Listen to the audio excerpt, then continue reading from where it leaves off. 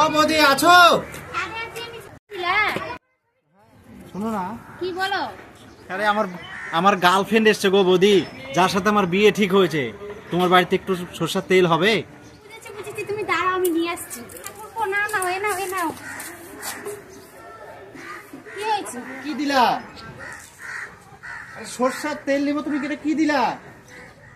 আরে এটা নিয়ে যাও, এটা খুব ভালো কাজ করে, সরষের তেলের থেকে বেশি ভালো। আমরা আগে কত ইউজ করেছি। বলো কি বৌদি, এই ভেজলিং দিয়ে আবার লুচি ভাজা যায়? আমি বুঝতে পারছি তোমার এতগুলো বিয়ে ভেঙে গেল কেন, চুলদারি পেকে গেল, তাও তোমার বিয়ে হলো না কেন? এখন বাড়ি ফাঁকা, তোমার গার্লফ্রেন্ড কি করতে এখানে? লুচি খেতে এসছে। লুচি কেন বৌদি এরকম কথা বলছো কেন?